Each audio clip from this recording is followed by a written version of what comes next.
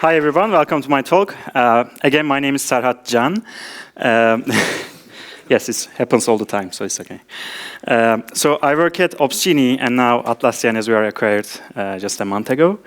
So we're not open source, but we do integrate with many tools like Sensu, Icinga, Grafana, Prometheus, you're going to see today. So I also joined DevOps Days core team just a while ago, so I'm helping DevOps Days events all around the world with Bernd and Chris here today. So we are going to talk about building a healthy on-call culture. This is relevant to what we do at OSMC, but has nothing to do with my talk. Has nothing to do with OSMC. Let's just start and right into the topic. So what is on-call duty? I'm sure how many people has been on call here? Okay, half, more than half, so it's still, I can mention what is on-call duty. So on-call basically means that you need to be available for work during an emergency, during a problem. Basically, if there's a problem with your service, you are going to get an alert, and you need to work on this. So so I tried to find something scientific around why on-call can be challenging, and this is what I come up with. So actually, it was a surprise. So Jan Detmers from Hamburg University here in Germany. So they did a study. They wrote a paper called on the psychological toll of being on call duty, and what they found basically the thing was so they had 133 participants, and those participants were on call for 4 days, including weekdays. And what they found that even if they don't get a lot of alerts and they still see some signs of stress, they made them chew gums and just to measure the cortisol level, and did some questionnaires. And basically what they found is that even if they don't get a lot of alerts, it's still a stressful job, and it shows even after later on call. So it's a stressful job no matter what you do. That is what we accept.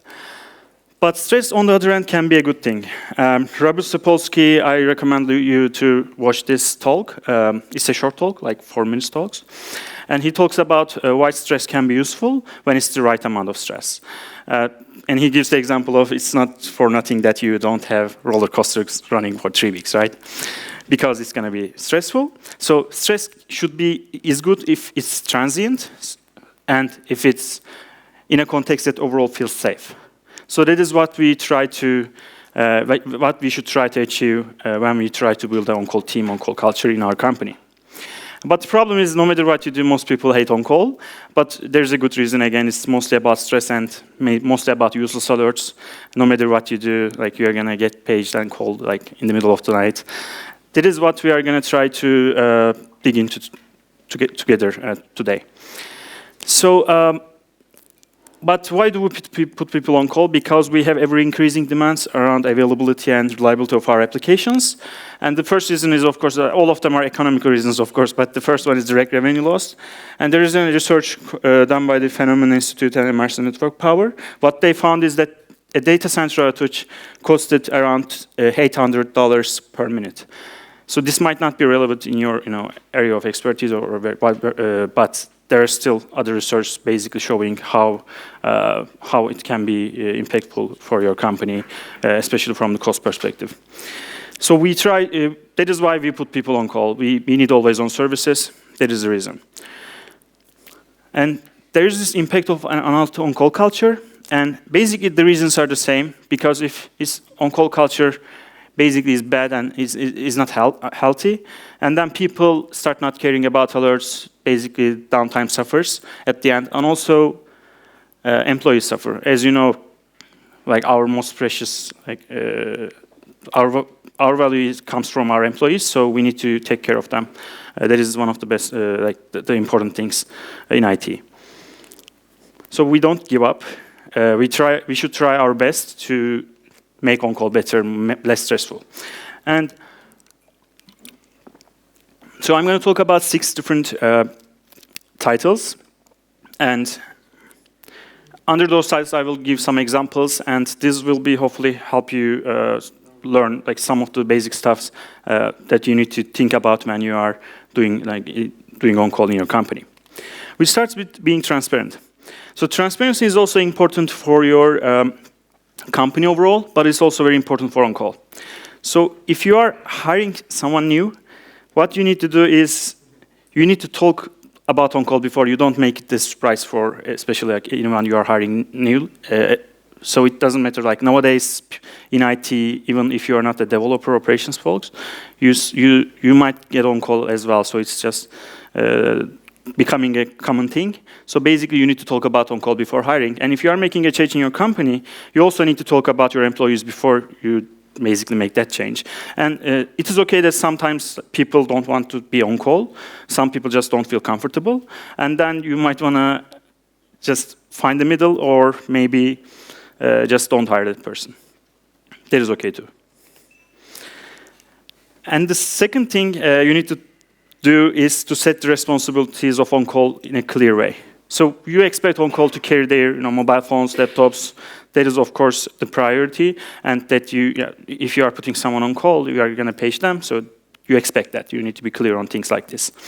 And in major incidents, so major incidents require a different approach. So you have different roles like incident commander, subject matter experts, scribe that can track everything, or communications manager. So you need to clearly define what those roles are, and like you need to be certain about like who is responsible for what, and make sure that everyone knows his or her job during those high impact incidents. And you need to be. I really like this tweet from Cindy. There is actually what we have found in OSMC. So you need to be clear on availability of employees. What I mean by that is that most companies don't expect on-call engineers to do any feature development. So at first we try to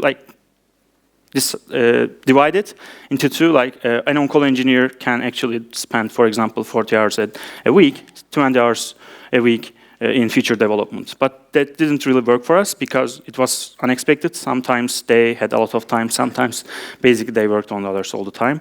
So what we come up with is similar to this one, but we expect on-call engineer to work on improving alerting and monitoring our dashboards, basically making the system, our system more resilient at OSMC.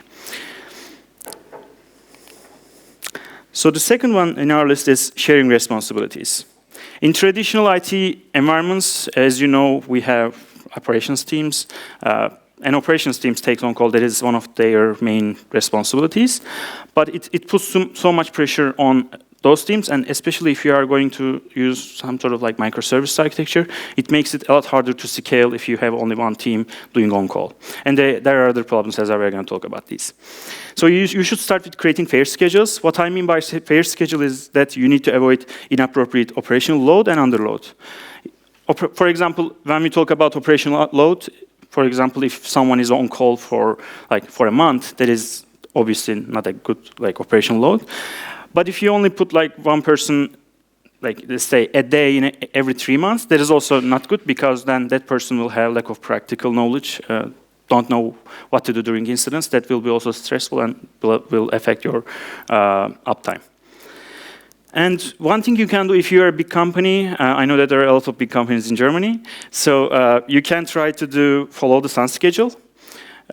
What I mean is that if you have team members in different time zones, you can try to adjust your on-call schedule, maybe try to put them on call during their business hours. That is obviously the best case. It helps reduce the stress a lot, but that is only possible if you have a huge company. And the next one is, in our list, is putting developers on call. So as you know, this is becoming more and more common, especially companies like Amazon is talking about this a lot. Probably you heard about this term, you build and you run it.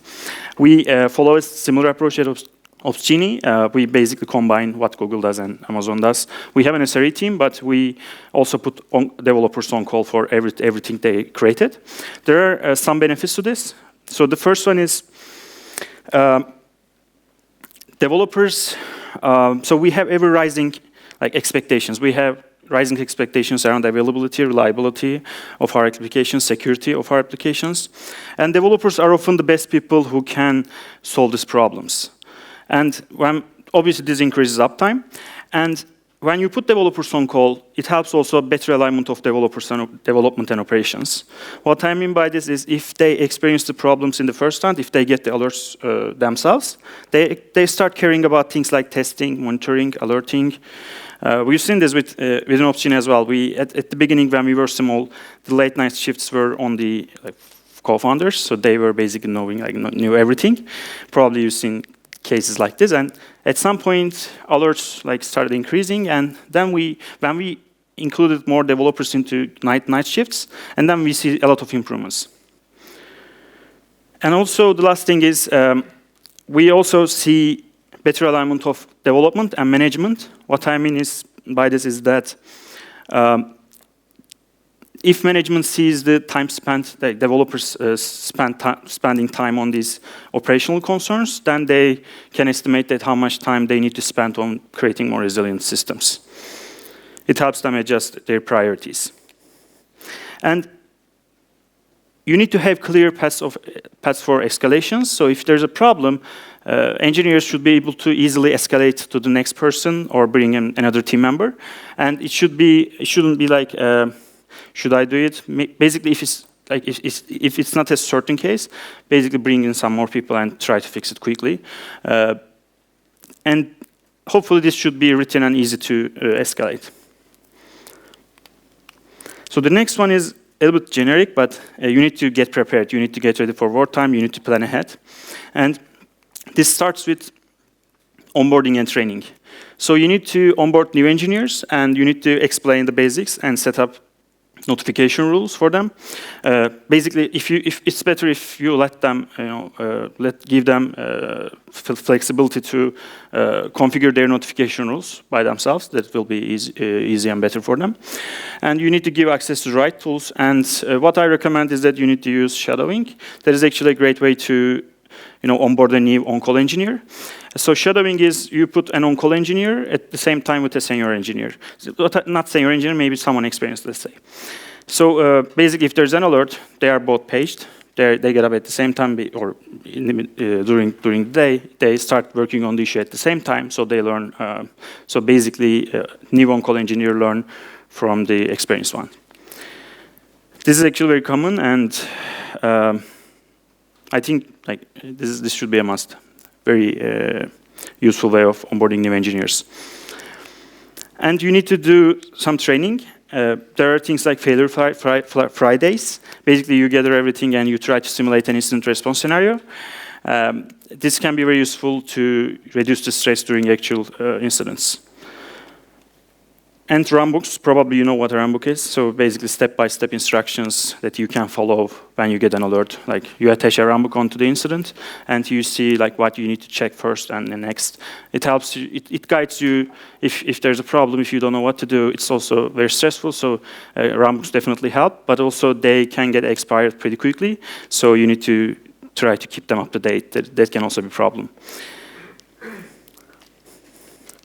So fourth one is building more resilient and sustainable systems. I was talking with Chris earlier, not earlier, but a while ago.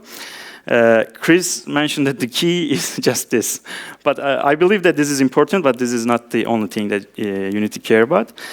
So building resilient systems and sustainable systems is very important if you want to have a healthy on-call culture, because if you get a lot of alerts, no matter what you do, if you can't keep your system up and running, obviously there's not much to do, right? So I really like this because it's true, right? Yeah. So especially if you are looking at microservices architecture, it can get pretty nasty. So you need to spend more time on making it more resilient. And this, for example, then we think about things like logging, metrics, distributed tracing, especially in microservices. And basically, the concept of this conference is about these things. And these are very important if you want a sustainable on-call culture. If you don't know how to debug your problems, basically, that is the most stressful thing that can happen. Basically, you are just wishing that things go back to the steady state, and the next time it happens, you don't know what to do again. So it is very important, and you need to set up alerts that you can manage. So if you have like 100 microservices, you shouldn't have a lot of different alerting parameters. You need to have common alerting parameters and reuse them in different services. And probably you've seen Monkey, right? Chaos Monkey. There are a lot of, it's not just Netflix's Chaos Monkey. There are now a lot of different tools, different animals, always animals. And you can, and you should use, if you have, you should try to be service level objective, you use service level objectives, and especially if you have error budgets, what I mean that you can spend, actually you can have some downtime according to your service level objectives. You should especially use that limit with the chaos engineering things, because no matter what you do, it's not going to be the same with this production incident, but if you do chaos engineering, basically you are going to see what happens in the real world. And the fifth one is creating actionable alerts. What I mean by actionable is that you know what to do when you receive an alert. That is very important, because often we receive a lot of useless alerts. That is one of the reasons on-call sucks. So we should try to reduce noise. So we need to define what matters to us. Not everything is going to matter. If you can increase, if you have increased CPU usage, that could be important or not. So you need to define those. You need to try to use service level objectives when you create alerts. And there's a whole huge section in the site reliability workbook of Google. I will show you as a recommended book later. So you can use service level objectives to drive alerting for this matter, and to prioritize your alerts. And you need to filter out some useless alerts. I'm not saying that you ignore those alerts, because you want to improve your alerting, but you don't need to page for everything. At the end, you can just create a Jira ticket if you don't want to page someone, for example, and deal with it later. And one of the biggest problems is we just route alerts to the wrong people, and they get up and they try to fix it, and they don't know what to do, and they just escalate to another team. So we should try our best to maybe automate this process and try to alert the right people, the right owners of the services. But this also comes you need to have clear boundaries between different services so that you can alert the right people. But this is also one of the reasons that people hate on-call. And also you need to have some sort of context, and this also includes runbooks. So if you have runbooks, you have some sort of context on what to do. But also what you can do is you can attach some of the logging information, some of the monitoring information from those tools, from your tools onto the alert directly. So this helps during an incident. This helps reduce the context switching. And also you have a lot of information on alert that will help you get started easily. And the sixth one in our list is about learning from our experiences. So, of course, if we are doing everything, but obviously we are going to fail. But if we are not learning from our failures, basically we fail for nothing. So we need to learn from our failures, our experiences. This starts with creating blameless postmortems. What I mean by blameless is that if you point someone and if you say this person basically caused this one, and even Google back at the day has postmortems like this. They give some examples in the site reliability workbook. So even if you can learn from these things as well, from your postmortems as well. So it doesn't help to blame someone. You need to be rational. You need to be blameless, and you need to list why this happened, what to do next time, the timeline of events. You need to keep track of everything and share with your users and within your team, depending on the priority of the incident, the impact of the incident. And you need to think about different metrics. You need to collect. If possible, you need to collect different alerts from different, probably you have different monitoring tools, logging tools, and you need to have some sort of center, collect every alert in a tool. And if you can create different alerts and see like how many times, how many hours a person is on call, has been on call for the last, let's say, 3 months, and then you can see, like you can actually improve it. You need to have some sort of metrics. Also, like for example, acknowledge time of the alerts, close, like when they are resolved. These are also important metrics you need to collect and study later. And I know that this is in Germany is probably a little bit better than US, but on call, if possible, should be paid. But there's a limit. So if you pay a lot of money, then people start, might start creating unnecessary alerts. So it's just I need the money, so I need to get up in the at 2 a.m. So what I suggest is what we do, for example, at Opsini.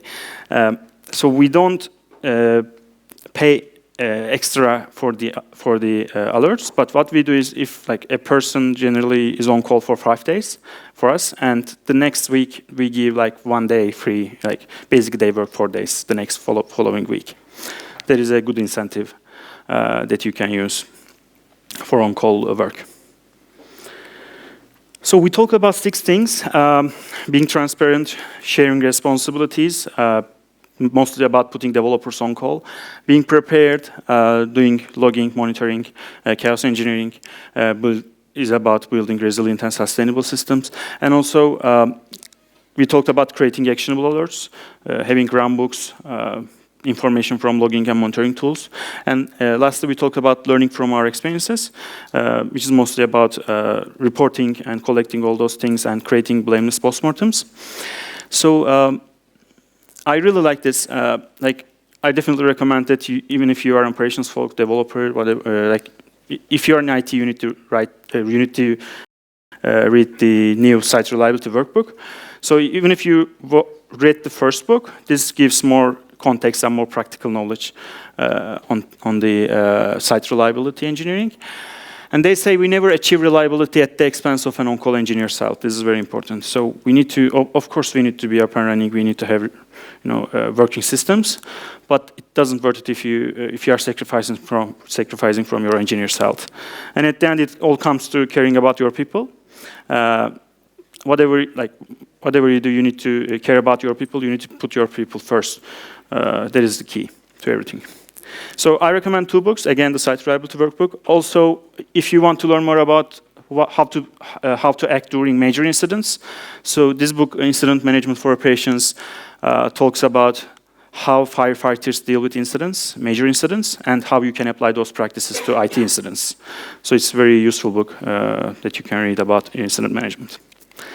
So these are my references. I will share my presentation from my Twitter account. Thank you very much. That's all.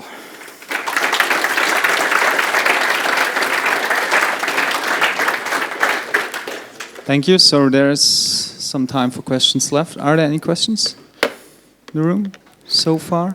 So I'm also thinking about, like, I'm not sure if I will, but I'm thinking about doing, taking the empty slot tomorrow and talk about how did we deal with the monitoring of serverless functions. So we use AWS Lambda at Opsini, and we developed our own tool and spent a lot of time how to get visibility into AWS Lambda functions.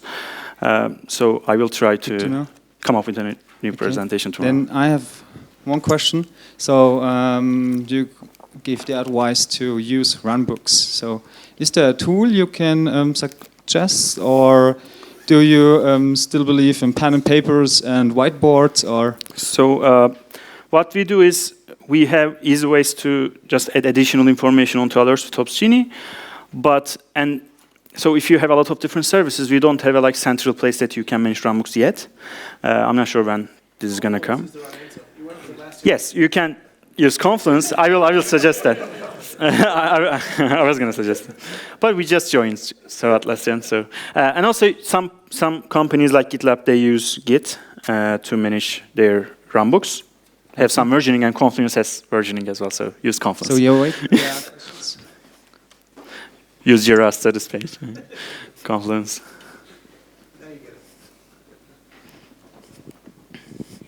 I want to be on the open source side, so I'm not.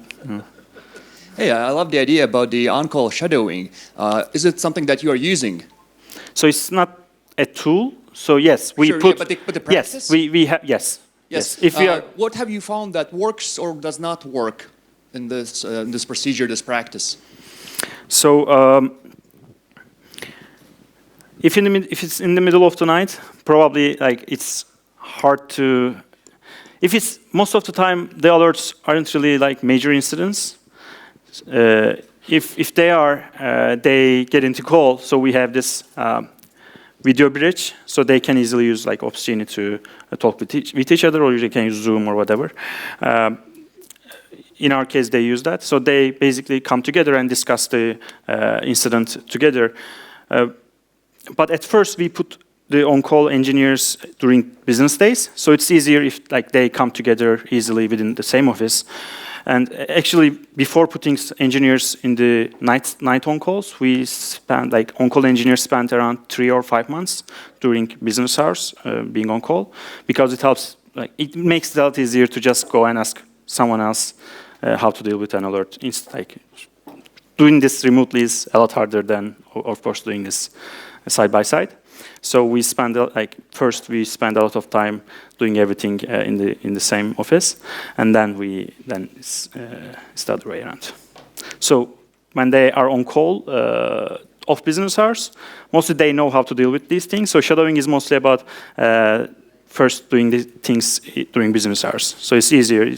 Mostly, I don't remember like having a specific problem with this. Okay, there was one question left on. You told about routing the alerts to the right people, but off business hours, it would mean you have to have a lot of people on call. Yep. Because that's the case for you. Yes, that is basically one of the most important things that Opsgenie solves. Okay. Okay. So I need to advertise. So basically, if you are gathering a lot of those alerts from monitoring tools, you have some sort of key differentiators, maybe on the alerts, like which service that this alert belongs to. So you have all those services and teams defined in Opsgenie, and we can easily route those alerts to the right team. And all those teams, like who is on call on what time, is already defined in Opsgenie, so it's easy. So traditionally, it's hard. That is one of the reasons Opsgenie is valuable. So most of the time, you can just send emails. If you are using Nagios, you can send emails, but it's not easy to route to the right team or right person with the multiple notification options like SMS message, call, mobile notification. So basically, everything about this is about Opsgenie. Okay, still questions? So Serhat, thank you for being here, giving us this talk. So here's a little present for you as a thank you. Thank you. So thank you very much. Thanks. You're welcome.